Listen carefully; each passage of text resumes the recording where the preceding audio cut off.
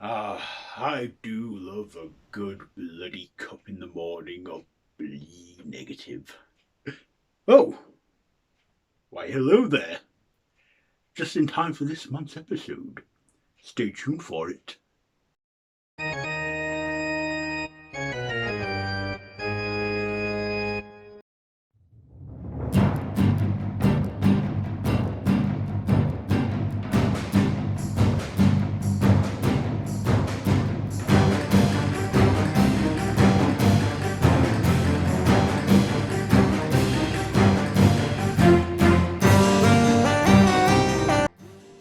Oh, you see.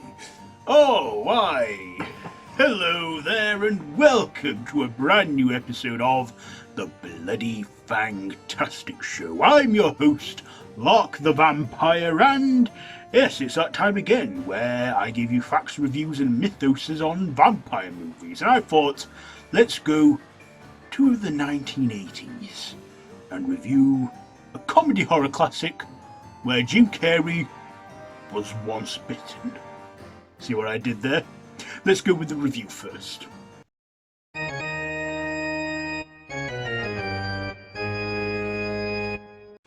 So, Once Bitten. This, of course, was written by Dimitri Vollard and directed by Howard Storm, starring Laura Hutton, Jim Carrey, Karen Coppins, and Cleavon Little. So this is a teen sex comedy horror following young couple Mark and Robin, played by Jim Carrey and Karen Coppins. They're considering moving on to the next step in their relationship, sex.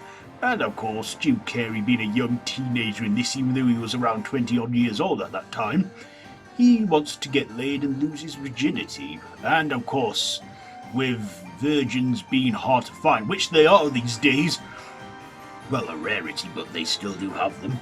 The Countess, notices Mark is a virgin and wants to drink from him and turn him, but bite him by his thigh, because that's how she likes to do it, I guess, before she rapidly ages with her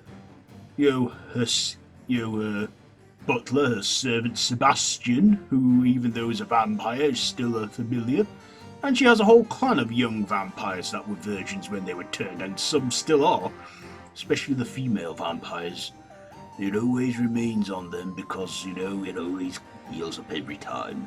So every time's like their first time. Anyway, I'm droning on now. So, basically, they have to, Mark is slowly turning into this vampire and giving in to the urges of the Countess. And of course, we get a little help from Mark's friends and Robin, and they find a way to, stop the Countess from feeding on him, which basically means they gotta get sexy and have sex, and of course, the ending they do. And yeah, that's pretty much the essential story. So what did I like? I like the 80s feel of it. I love the score, I love the soundtrack, I love that original song that was written for the film, which I do enjoy. I also love the 80s feel to it. I love that raunchy dance-off scene with Robin and the Countess. Oh yeah, that bit gets my fangs out every time. And of course, I loved our actors in this. This was Jim Carrey's big break in a movie, I believe. I mean, I don't think many people had heard of him until this film came out. And this was like the start of him making movies, and, you can see he's very young in this and he's only a beginner in the game, but Lauren Hutton, that's it, who is the Countess, is a veteran actress. She was more well known at that time than Jim Carrey was. Of course, we got the, Cleavon Little, who I know from Blazing Saddles, I believe, in this, playing a gay vampire. And, we get some fun stuff in this, some good, sex references and sexual nature. I also like Mark's friends, the side characters. They were fun in this. There was some teen tropes in there too with this film. I also liked how it plays with the theme of virginity, because virgin blood, oh, it's sweet. Apparently newbies, they say to me it tastes better than chocolate. Chocolate! I've never really had chocolate. Because I was human, chocolate was, I believe, made to cure tummy aches. I don't know. I'm that old now. I'm in my 500s. So, back to this review. I feel it is an underrated film. I really do. I don't think enough people talk about it much. Like I say, it came out in 1985. And, like I say, just the pure cheese in there. Cheesiness too. I mean, I don't really have anything to dislike. It's 90 minutes long. It's not that long at all, really, and it's just a fun film to switch off to. Has some good vampire moments, and it has some teen coming-of-age stuff, too. And, like I say, launched Jim Carrey's career in movies, I think. Anyways, what am I going to rate this one? You know what? I shall give it 4 fangs out of 5. It had good visuals, too, and practical effects. And also has a Halloween in there, too.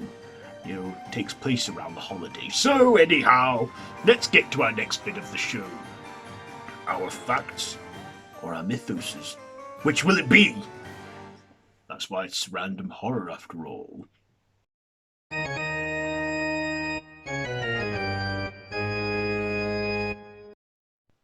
In this world of the vampire, vampires crave for virgin blood, particularly the Countess.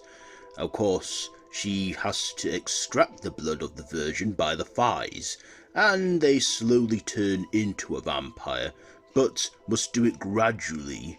And of course, if not succeeding in this task, the Countess would age rapidly. But of course, in the movie, Mark is slowly turning, and of course he manages to find a way out by no longer being a virgin. Of course, other vampiric traits include fangs, not wanting to go out in daylight for obvious reasons, and other weaknesses such as the steak and the garlic and all that stuff.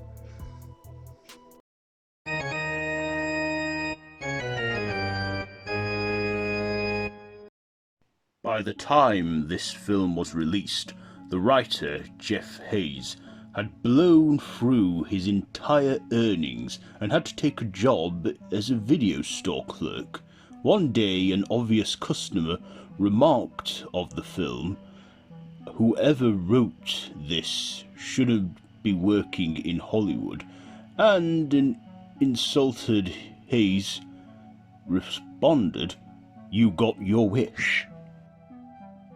The role of the Countess was written for Cassandra Peterson, better known as TV horror hostess Elvira. During the chase scene when Robin punches a vampire, she actually hit him in one take and knocked out his fake teeth.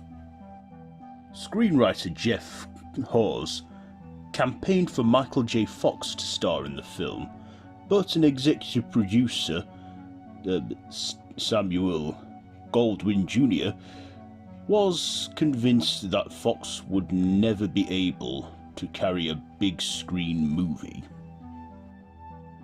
Test screen audiences had such a positive reaction to Karen Hopkins' performance as Robin that her image was inserted into the film's poster at the last minute.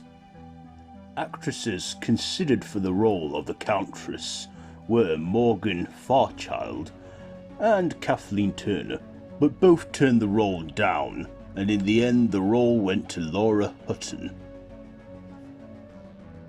The high school scenes were filmed at Mark Twain Junior High in Venice, California. Michael J. Fox was considered for the role of Mark Kendall, but of course the role went to young actor at the time and quite unknown Jim Carrey, This movie was Jim Carrey's first leading role in a Hollywood feature film. Despite two of our lead actors playing teenagers in the film, they were actually in their 20s, Jim Carrey being 23 at the time and Karen Hopkins being 27. And there you go. That's it with this month's episode. Have you seen the film Once Bitten? Did you learn anything new about it? Did you enjoy it? Let me know all that down below in the comments, and if you like this video, be sure to give it a big thumbs up and to share with your friends, and to feel free to subscribe to the official Random Horror YouTube channel if you haven't already. I have been your host, Lark, and this has been the Bloody Fang-Tastic Show. So, until next time, don't have nightmares. Once bitten, twice shy.